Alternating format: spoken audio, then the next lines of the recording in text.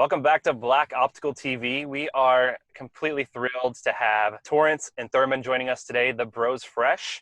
They are coming at us live from Louisiana. So welcome, guys. Hey, great to be here. Thank you guys so much for having us. What's up, everybody at Black Optical TV? We're glad to be here. Good to have you guys. So excited about getting started. We got a couple questions for you. The first thing we want to hear more about your brand. So tell us about what you're up to. We heard about Tankproof.org. Tell us about that. What are you guys up to? Yeah, man. So I guess we're just full-time artists, musicians, creatives. That's what we do all day, basically. And blessed to be able to pay the bills to do that. Out of music, 9 years ago, we kind of had this passion to try to figure out a way, how can we give back to our community on the local level that we were at? Like, you know, I remember seeing like this Live Aid concert. They had like U2, Coldplay, Beyonce, Jay-Z. It was like the biggest concert ever, and it was all to benefit AIDS in Africa. So I'm like, what can we do to help impact our community? What can we do to give back to people that I see all the time, So that I come in contact We with? sat on it. We bounced around some ideas. We thought maybe we could do like a music clinic or something like that, something that was very simple in a realm of familiarity to us. And when we sat on it, swimming lessons popped up. We're like, swimming lessons. And so we're like, I don't put it like this. At this point in time, we were by no means Michael Phelps. We knew how to swim, but we might have swam maybe twice a year. It wasn't anything that we did super regularly. So, but we knew the stereotype. The stereotype is that Black people can't swim. So we decided to do a little bit of research, and we found that 70% of minority kids do not know how to swim. And for us, we're like, wow, I guess the stereotype is somewhat true, but what can we do to change this? And so we just began to ask a couple questions around town, and that turned into us being able to we wanted to pay for 10 kids swimming lessons. The first year we ended up selling tank tops to help make kids drown proof, hence the name Tankproof. And we had to come up with a name real quick for like this news story. We didn't have a name for this initiative. It wasn't even like a 501c3. We had no plan to make this like it an was an organization. initiative. It was something that we were doing. A fun project. So we were like, dang, like what can we call it? All right, we were on a whiteboard. I remember selling tank tops, drown proof. Tankproof. I ain't never heard it. All right, let's do it. Let's run with it. So we just ran with it, and it's kind of stuck since. So the first year we had a goal of 10 kids. We ended up doing 60. The next year we just decided just to do it again. We're like, hey, you want to do it? Cool, let's do it. Came up with another tank top design, sold it. Was able to double that to like 120. And then I think it was the third year, the fourth year, we're like, I think this is really a thing. Why don't we like make this an organization? Because, you know, we did our research. We looked around. We couldn't really find really too many other organizations with that specific niche, getting quality swimming lessons to kids in underserved communities. And so from there, you know, we're now over 2,300 kids in Louisiana. This year we're expanding to Texas. I hope to expand to Austin, Texas this year, maybe Houston. And, you know, just trying to grow it, man. And, you know, the need is there. We believe that it's a life skill. We believe that swimming is for everyone. And we just want to use our platform, you know, even as artists, as creatives, to just help shine a light on that. That's our thing. So help make our kids more confident, our communities more safe. And so, but that's the goal of Tankproof for sure. But it's between working on music, we're finishing up another new EP. Between that and working on all this Tankproof work, we've been, you know, pretty busy. But it's been well, though. It's been well. Good times, though. Good for you guys. That's incredible that you're giving back and then able to do it in a way that's specific for your community too. I think it's really powerful. It's awesome. Okay, so give us some perspective right now. There's so much unrest in our country and what's happening. Give us your insight. Help us understand, you know, what's going on and how we can help and from your perspective. So from our perspective, and I'll say my perspective first. We are in a amazing time of transition. We're in an amazing time of transparency. And it's a time unlike any in history, especially in this modern time. Race has never been on the table like this before. It's always been a little bit under the table. It always would pop its head up every now and then in pop culture. It's always been an undercurrent. It's always been there, but now it's really come to the forefront of conversation.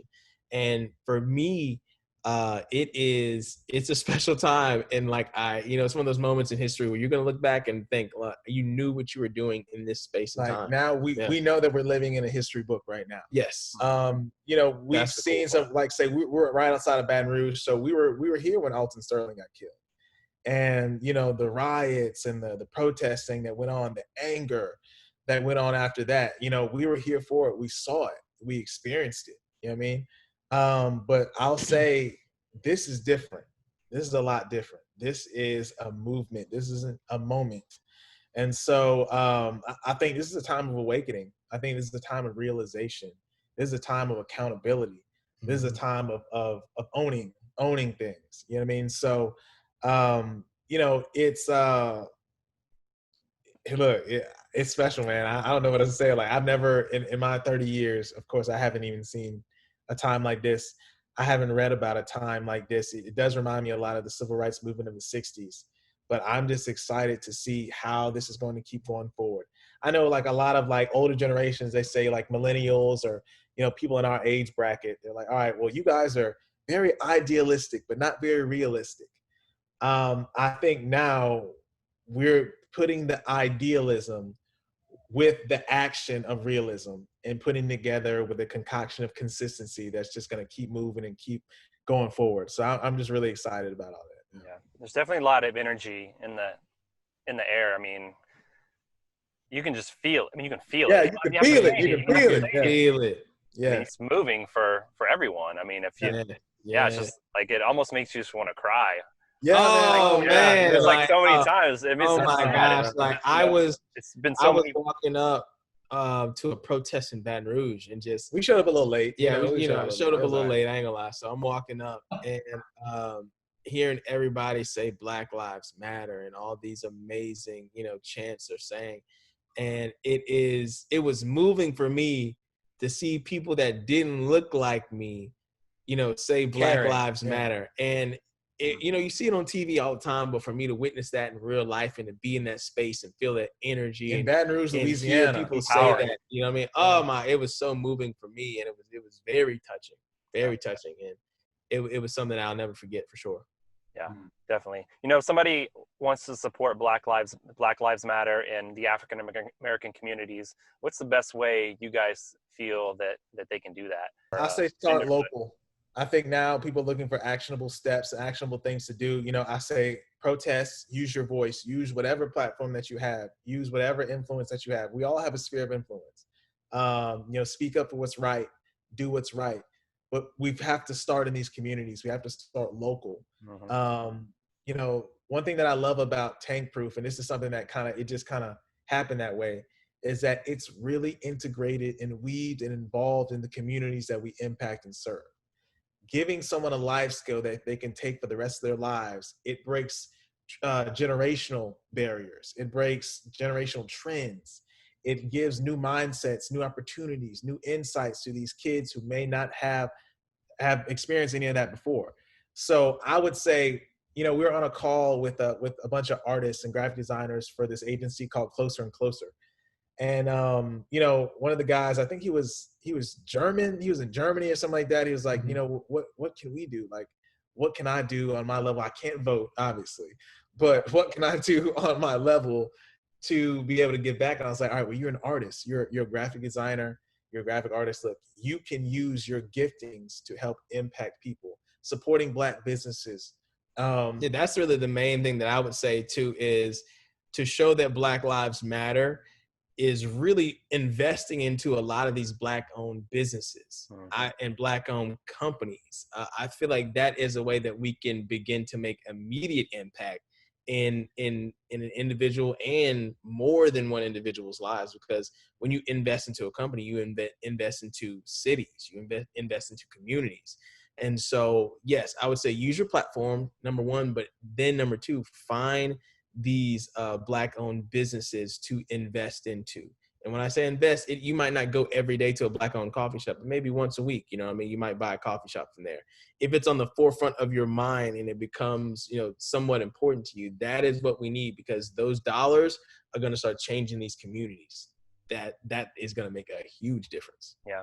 I mean, the way you said that, when it's on the forefront of your mind, it becomes the new normal for you.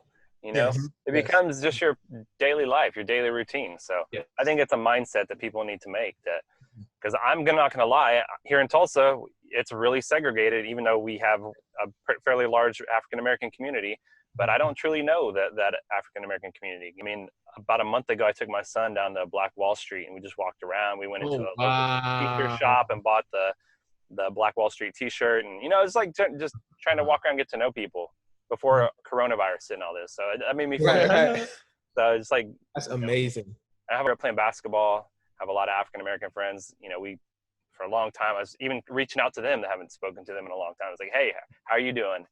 You know, how are you getting along? Like, how's this impact? I'll say that my friends that have reached out to do that actually goes a long way, man. That feels good. You know, I feel like for the first time, you know, as a Black man, as a man, I feel acknowledged during this time. I mean, not just, you know, aware that I'm there, but acknowledged. You know, that feeling to me is that's human. It's being human. Yeah. Oh my God! Yeah, really, it's transformative, right? It's human. It's human. Sounds so basic, human, right? Right. It sounds so basic, but before that, man, I would rarely. Only time I would feel something like that is like, I could count on one occasion. I went up north in my early 20s, and I think we were in Ohio, and I was going into a department store, and a white lady was in front of me, and she opened the door for me. And I was like, oh my gosh. I was like, wait a minute, where am I? Is this the Twilight Zone? Is this even real? You know what I mean? But it was, you know, those moments like that make you feel human. And if your normal is for so long, pretty much just like survival mode and just, I can't speak for every Black man, but my mindset most of the time is, look, let me just do what I got to do, make as least mistakes as possible. Definitely, if I'm around any police, have my stuff together. You know what I mean? I always have my head on the swivel. You know what I mean? It's just a constant normalcy. So you really don't know anything different. But when these moments come around, and people take out of their time to say, hey, like, are you okay? How are you? How are things? Even if we haven't spoken in a while, look, I see what's going on. You know what I'm saying? I'm just here to check on you, here to talk to you. Do you want to talk about anything? I might have, even as a person that's not of color, if you had questions to some of your friends, can we talk? Can we have a dialogue? Those things go a long way.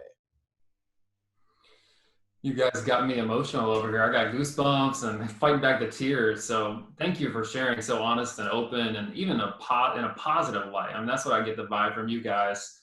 And some of the words you said about taking it from idealism to action. I mean, that is so powerful. Yeah. If that is the only thing that comes from this, that we take action, all colors, all races, like towards this movement. Yes. That is powerful. But thank you for sharing it, and especially in that perspective. So I guess I got to ask another question, but thank you so much. No, thank y'all, man. Thank you. So kind of also thinking about what's happened through COVID. Obviously, this has been a wild couple months. How are your families doing? Your loved ones? How are you guys holding up? I know during this time, musicians have had to get even more creative.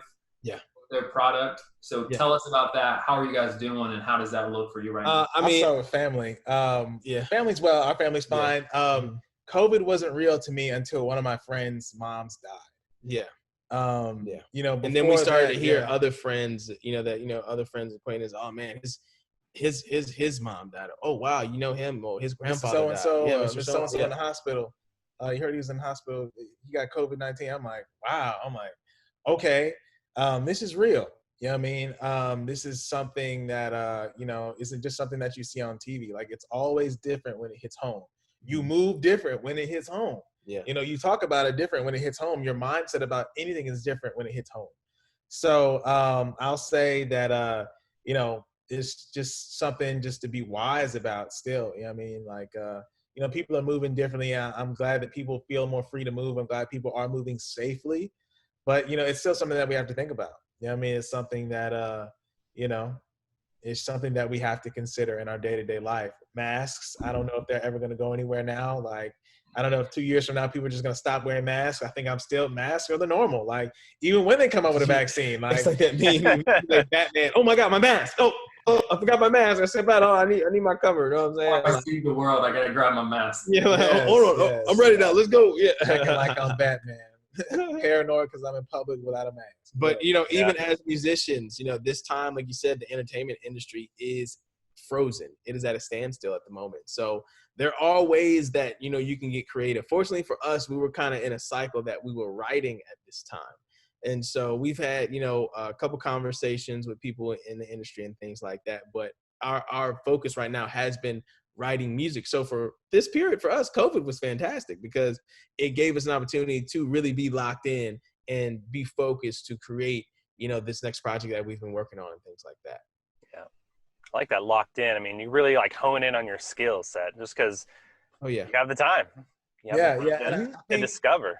Yeah, man. Like, it's just the timing of everything. Yeah, the timing, it's just crazy. Like, will you guys be dropping a new COVID-19 album anytime soon? We'll probably do like 5 songs really soon. Some stuff was like, I know one of the songs was done before. 2 songs were pretty much 2 songs was done before. Yeah, but 2 songs during, 2 or 3 songs during. Yeah. And so obviously we're produced still a couple other songs for other artists during. We just left. I just walked out of the studio in our house to do this. So I'm like, trying to finish up another one. Yeah. Nice. So, I mean, it's like I say, it's been an interesting time. Like industry wise, it has been. I mean, that's a whole other thing. I mean, like especially artists and labels, and we had some label conversations during this time. But it's unfortunate that I can't go and physically meet. I can't go to LA right now because California is still basically shut down for business. So in that regard, it's been interesting. Patience is, definitely something must reign supreme in this patience time. Must reign supreme right now. But other than, I mean, like I'm thinking about a lot of like bigger artists who tour for a lot of their money, who have to tour. Yeah. Like, man, it's just, whew. Man, I can imagine how you better figure it out. The biggest I guess characteristic that is the most valuable during this time that we found is adaptability. If you can be adaptable during this time, you will find a place for yourself in this new world, because this new world is not going to be the old world. Even all the stuff we're going on right now, this world is going to be completely different. So we're going to have to be able to adapt to be able to find these new spots for us in this new place. Yeah, that's a great perspective right now.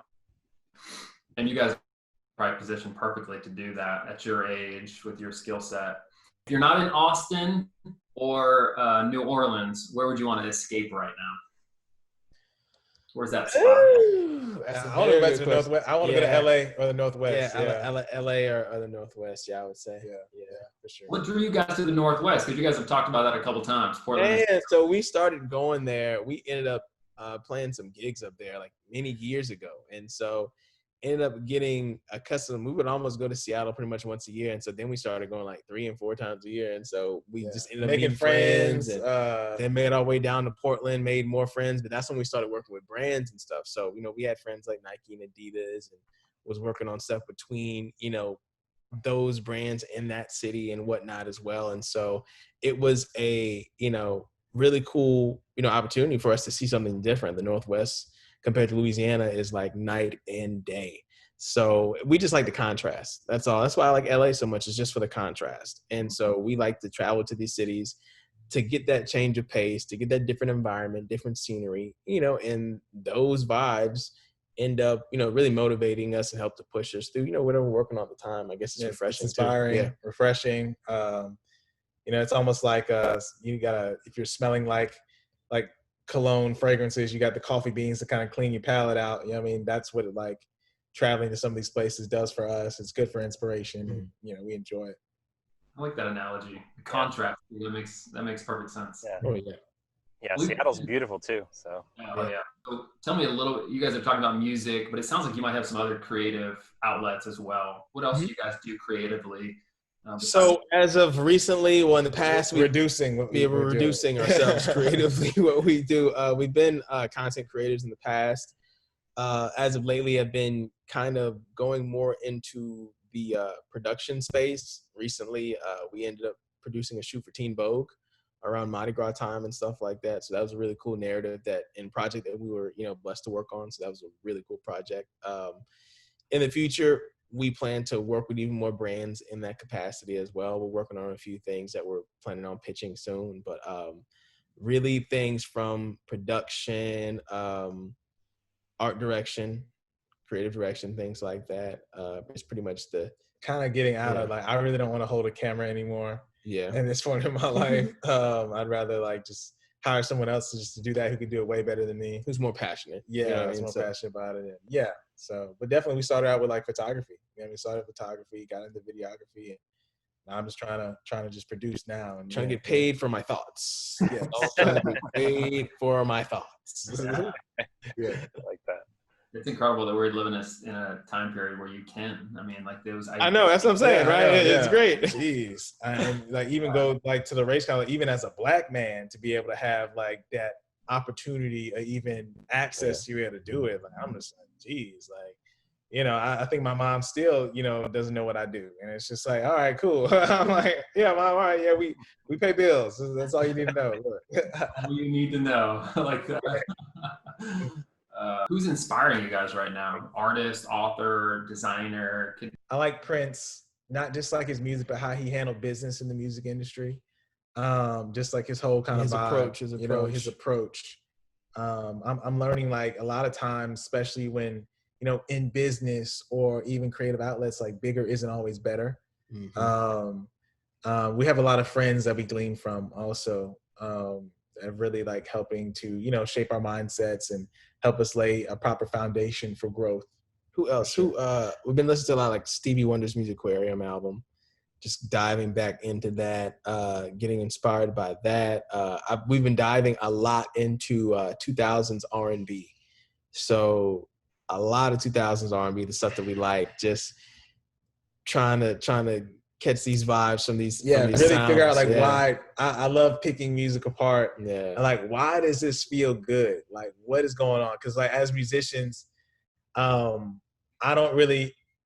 can enjoy music, but I really have to like get myself out of it to really enjoy it, because I'm always trying to dissect the analytical mind takes over, and you're just like, oh wow, that was a great idea. And then you start thinking about the producer, and you're just like, oh wow, it's a very good decision he made right there. Or yeah, wow, very good lyrics. But it's hard for me, to really like, yes, I enjoy it. I'm just like chilling. I'm just in the right space, man. I can just mindset. Like, enjoy it. I really have to like work to get there. Otherwise, I'm just always like analyzing and trying to pick it apart. But still appreciating. But appreciating and enjoying is two different things. Mm-hmm. I'm always appreciating music, but enjoying and really just fully just like, okay, let me just really vibe out right now. It doesn't happen that often, but it happens a good bit. But it's fun. Throw out one of those 2000 R&B artists. Give us a couple. All right, so like Case is one of them. Jaheim. Listen to some of that old Jaheim again. Of course, D'Angelo. Back into like some of those small groups too, like Next, Drew Hill, Jagged Edge. I know I'm forgetting somebody. NSYNC.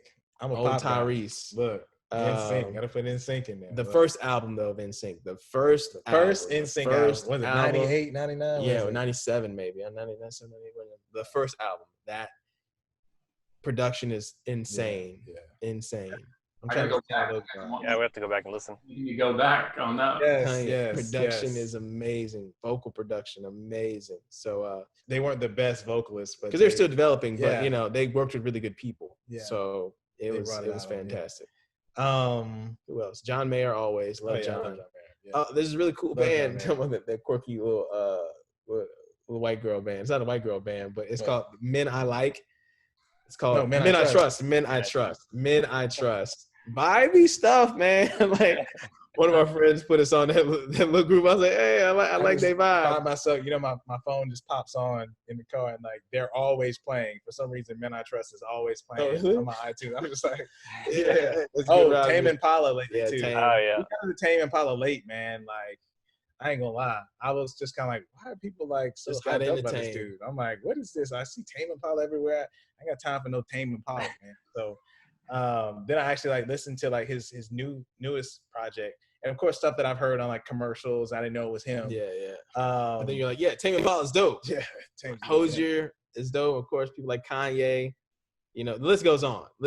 So we've been in a pretty broad, dose of, inspos right now. That kind of, stuff that we don't really put a lot of pressure on ourselves to be like, oh yeah, I need something that feels like this, But I like how warm and like I like the light distortion and the warmness of Tame Impala's drums. I'm like, well, how do I make it sound like that? Or all right, so let me listen to it. Okay, all right, sounds like that. That's a good reference. Okay, I like how the backgrounds sit for this next song. I'm like, okay, all right, how did they do it? Let me listen to it. How is it panned? How is the space in it? You know what I mean? Like, so stuff like that. And that's how we like put all that together just to kind of make something that we like. Yeah. Cool. That's cool. Incredible. Thanks for the inspiration. Yeah, you guys are. I'm surprised Gary hasn't asked you guys to do a playlist yet. We already did. Or has he? Yeah, it will be released soon, I think. I know. Oh, good. Yeah.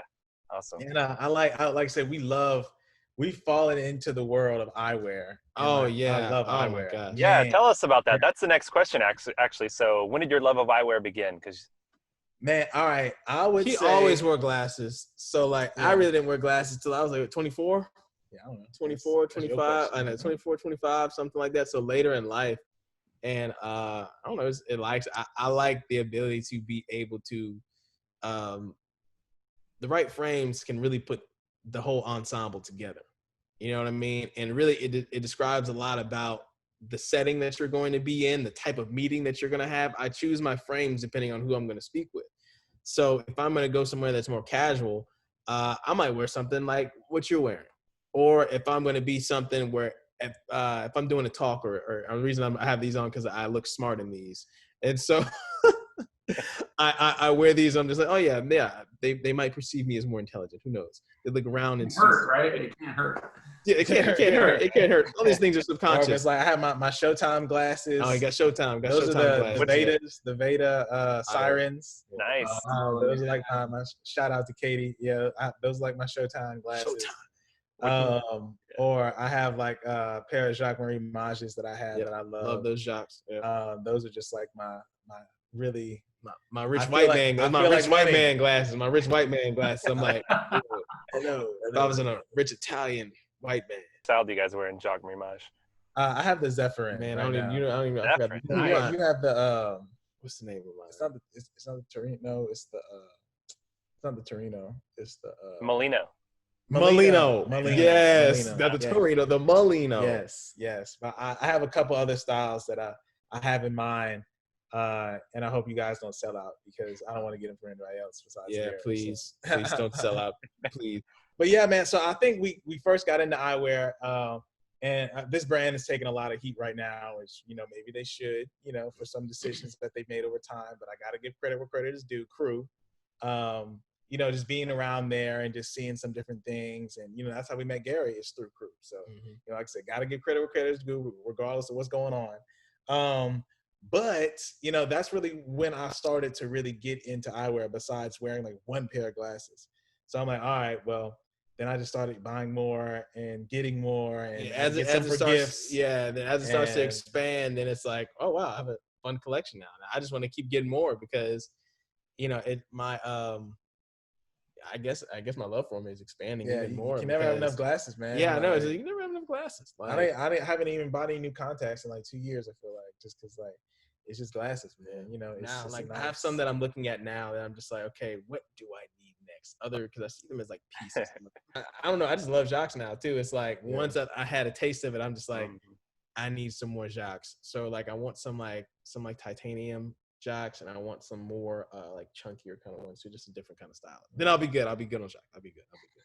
The sirens in black. The sirens in black. Yeah. I want those in black. Those are slick.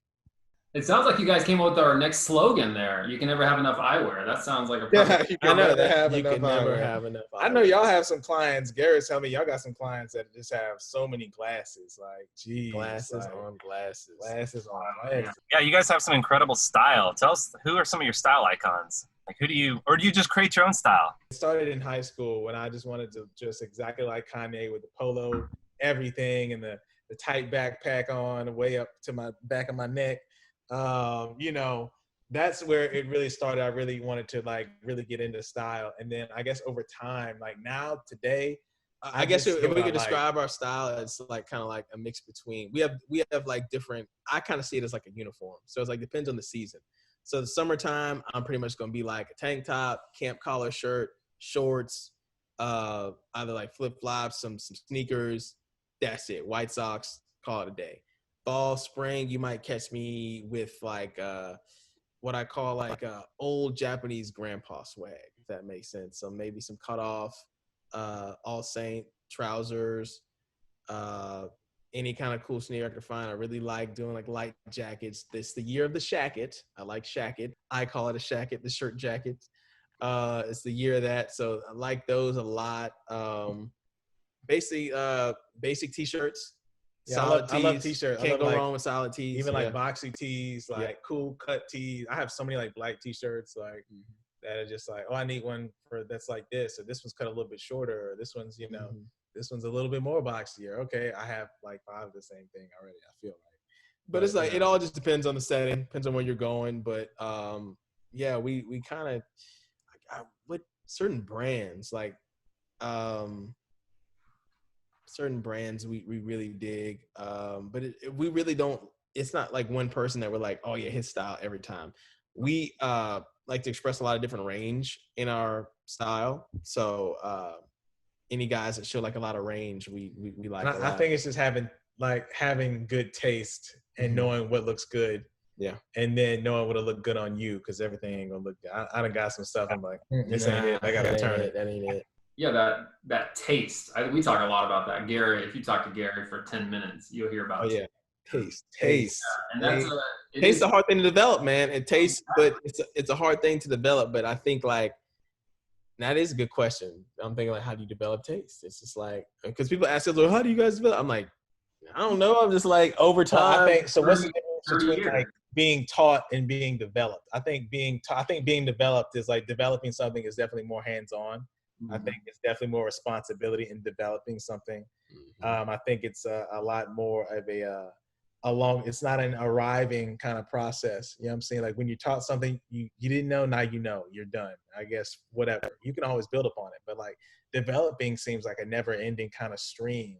Yeah. Kind of thing, you know? Yeah. We're just picking this apart right now. I mean, but yeah. We're openly introspectively thinking with it, because I'm just like, how did we develop? Because a lot of it came from sense of color and palettes. Really came from, it's really interesting. You know what I learned? I learned a lot of that from my pastor, actually. He is probably one of the cleanest guys I know. And as far as able to have complementary patterns for a suit that might be like checked or plaid. And so the rule is like, you can have patterns that play with each other, but they can't be the same width or size. You know what I mean? So if they're all varying sizes, it can work. And it just depends on the pattern. And I think like suiting, like understanding. That's how we learn to color, like understanding suiting and which patterns and colors go together. If you could do that, suiting is hard. Yeah. If you can understand that, like regular everyday stuff is easy. You know what I'm saying? To me, like if you can put a banging combo together and with like a suit combo, and oh my God, you can crush it. And I just like looking at those magazines, like a lot of those Italian brands like Isaia, Kitan, brands like that. I would like look at their lookbooks and see like what crazy combination did they put together? Because it might not always be the color, but it might be the texture that might be the contrast. So I love texture. I love paying attention to those things like that, because I feel like it speaks. Everything speaks. From the zippers to the lining to, but when we started learning about suiting is what got us, and we learned a lot about suiting from, George Bass. A guy named George Bass has an amazing suiting store in New Orleans. But he really kind of got us thinking about construction of clothes, not just the price point. His thing is quality is economy. That's his thing. Quality is economy. So if you pay more for something that's quality, it'll save you in the long run, because you're not going to have to buy it 3 times. You can just buy it once that lasts just as long as you buying 3 little cheap things. You know what I mean? Yeah. So there's been a half canvas suit jacket versus a full canvas. You know what I mean? A very hard padded shoulder versus a really soft Neapolitan style shoulder. So all these things, like it was like information over time that we kind of collected, but understanding even how suits fit, I can understand how clothes drape on us and things like that. So we kind of can have an idea how it's going to look and how it's going to feel. And so it just depends on, what you're wearing, what you want to look like, all that stuff like that. Deep conversation. Yeah. I love it. You guys are taking. I don't know if we meant to go that deep into the rabbit hole. Yeah. I see a pattern here. You guys kind of deconstruct everything around you just to break it down and recreate it in your own mind. That's how I think, man. Yeah. I go back to I try to like bring it down to the simplest common denominator. Or even the origin, where it began. Like, I wonder when we started, because I never really thought about it before. Our own story. Like, when did we start liking certain nuances of style and understanding certain things, what I mean? But the best class I ever had was our 7th grade art class, because that pretty much set up all the principles that we use today as far as our creative work, even the stuff that we do with Tankproof, understanding things such as balance, weight, contrast, perspective, all those things can be used in any creative field. And so those principles we were kind of taught, because we had a really good art teacher. And so those principles kind of stuck with us, and we actually use that today. I really can't think of much else I used in school. I had some amazing teachers. I know how to count, know how to read well, and I understand art principles to a certain degree. And so that's pretty much all we needed, and it helped out, Shout out to the 7th grade teacher. Dana Mosby. Shout out. Dana Mosby. Oh. Yeah, so coming from an artist perspective, who is your dream collaboration with? Is there a person or a group or? Gary Black, man. Gary Black. Yeah. Gary Black. Yeah. BLACK coming soon. Coming soon. Yeah, man. We're gonna hook something up with Gary one of these days, for real. Man, dream collaborations. Oh man. We really gotta start thinking about this, because a couple people have asked us this. I would like to work with Kevin Parker, Tame Impala. Of course, like people like Ye, Mike Dean, Travis Scott would be cool. Daft Punk for sure. Yeah. Daft Punk. No one works with them. I'm like, man, I guess they don't work with anybody. Like them, if you're watching, we'd love to work with you. John Mayer, loves working with John. Yeah, for sure. I'd love to produce a track with John Mayer, because he's getting into like more production now. I'd love to, just that. That's. I feel like that's. If I meet him, I'm good, man. Like I meet him, I'm like, all right. I'm good. No, that's definitely already, man. That's John. If you're watching, but let's do something, man. Yeah, had an eyewear company for a hot minute. Max Pition was the brand. He backed for a little while, so it was a resurrected old French brand. You guys might like it. I don't know if it's still in production, but I'm sure you can still find it out there. I'm trying to find like some deep niche brands that like people can't find yet. That's what I'm looking for. So like similar to Jacques, but I'm sure you guys know about all of them. You just let us know. Just let us know. We got you. So you guys, you're turning 30 this year, correct? 30 now, or 31. Yeah, we just turned 30. Just turned 30. Okay. Yeah. Yes. So yes. I guess next year, 31. You guys have a plan for the next 10 years, or maybe even the next year or two? Like, what do you guys want to accomplish? I'd say next 10 years plan. I really want to hit music hard, probably like the next 10 years, 8 to 10. And then we're in like our production decade. Years, yeah. So 20 to 30 was really foundational for us. It seemed really slow at the time, but back then I really didn't notice that. Okay, everything is right on time. It's exactly as it needs to be. But you're just like, oh my gosh, I feel like we were kind of, and we're always working on our craft. But man, it's been over like 12 years, probably 12 years, just hard, consistent, focusing. One of the areas of disciplines that we've been working on. And so I said, but it was also good for foundational because we created a lot of amazing relationships as well. A lot of the amazing friends that we have, we met 20s and 30s. Still going to meet some awesome people, between this next 10 years, I'm sure. But this 10 years is all about production. We've been kind of building to kind of get everything in line. And, not saying everything's perfectly in line. It never will be. But now we feel like, okay, now's the time. It's time to hit it. Time to expand. Time to push everything 1,000%. Because, we feel like we finally have reached a point to where, we have the internal maturity and fortitude to be able to push it at that next level and to be able to keep it at the standard that, you know, we wanted. Because, you know, we're not like kids coming into the music industry talking to these labels. I'm not like a 17-year-old that's like, oh yeah, but we've actually built things, platforms ourselves that can be, you know, that have served us well and that serve the people that we work for and the people that we serve well. And so we know our value now, and still sharpening that up even more. But that's what this next decade will be about. You know, we spent the first 10 kind of collecting relationships, collecting principles and foundations. And this next 10 is going to be about collecting this money. That's what it's going to be about. But really just, you know, making this impact, man, expanding Tankproof.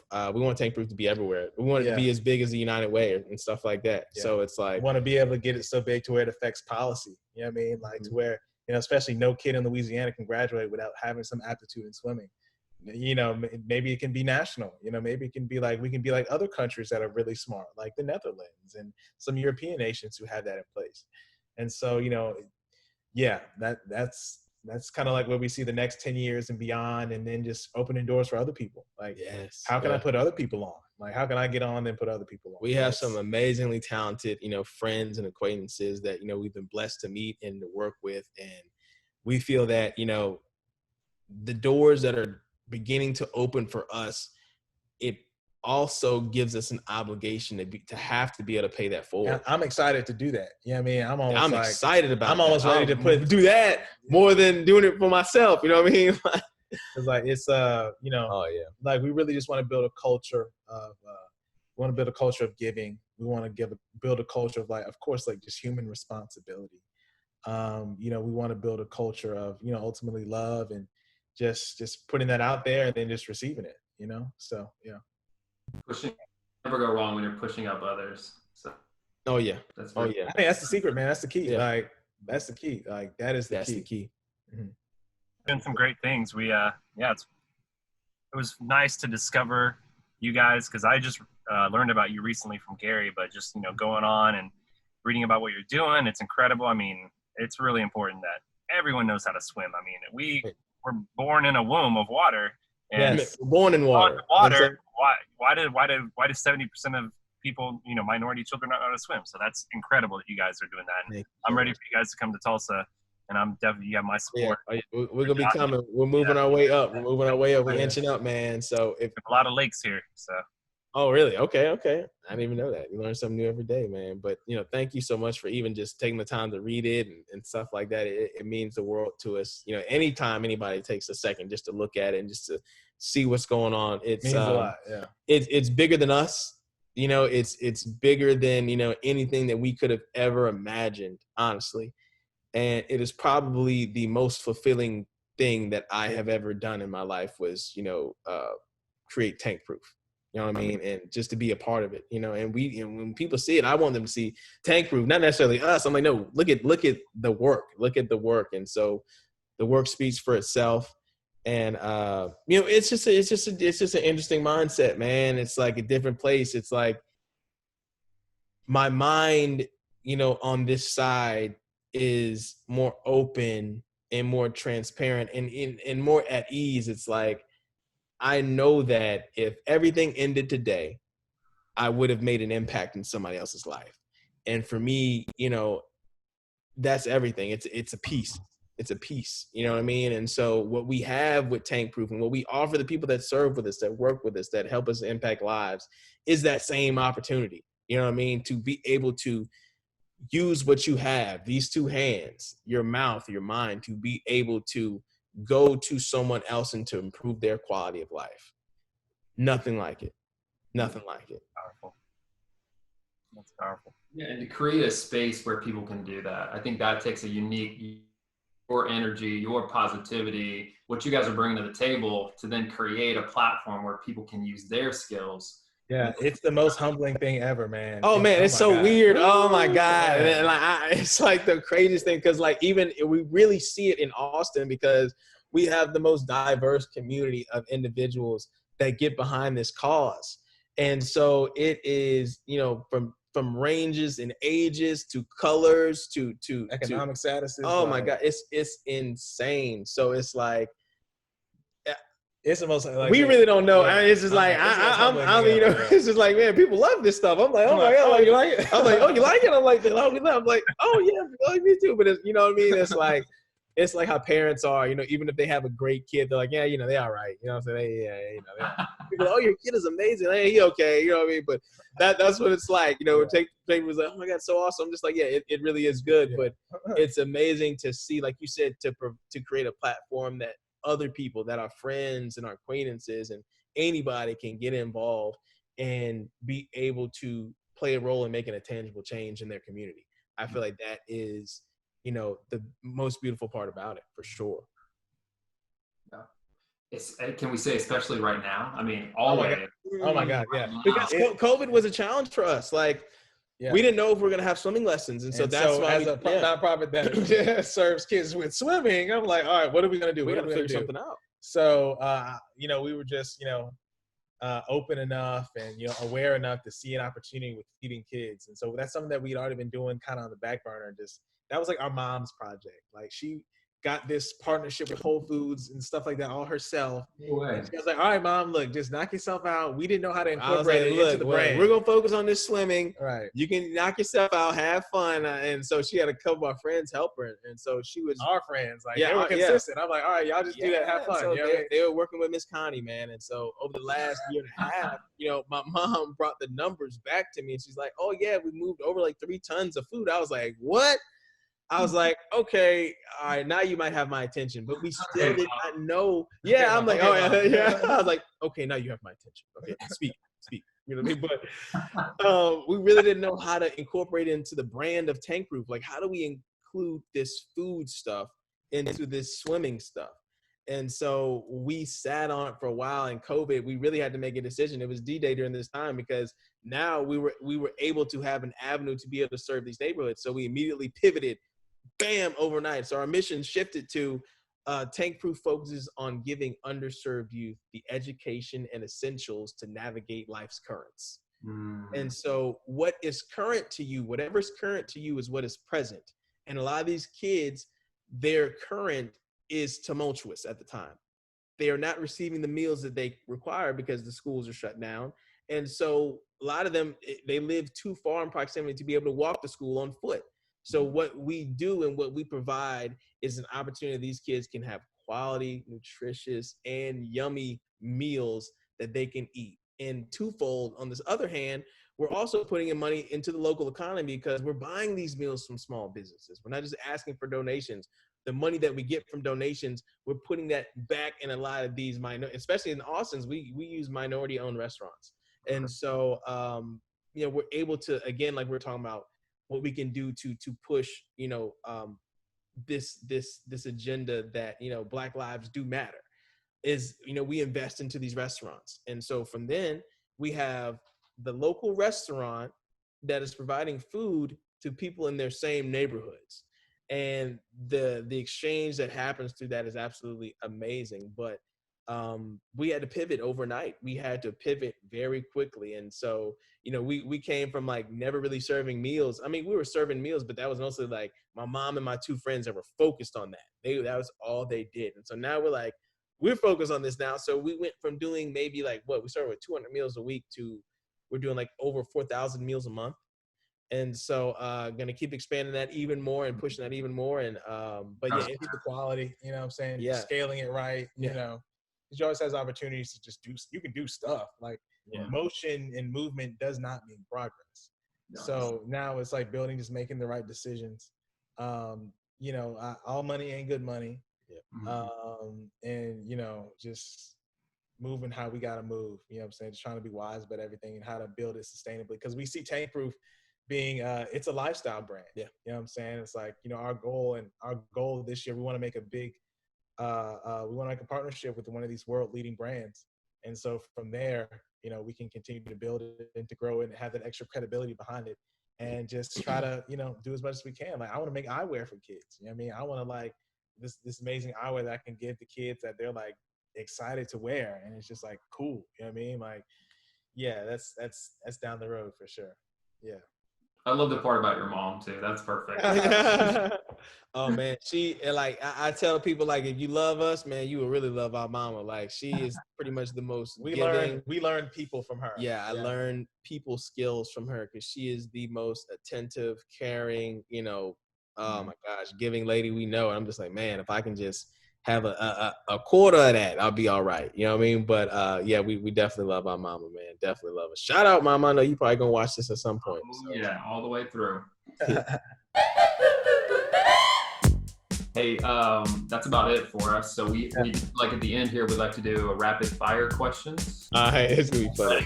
Rapid fire. All right. Okay, boots or sneakers? Sneakers. Unison. Louisiana or Texas? Louisiana. Understated or flashy? Understated. Beach or mountains?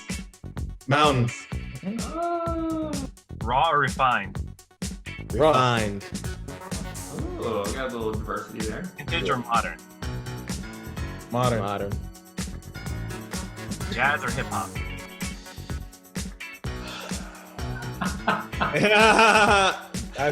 For history, I'm gonna say jazz. For history, like, you know, turn it up. I gotta say hip hop. Yeah. Depends on the mood, right? Yeah. Historical relevance, I would. Yeah.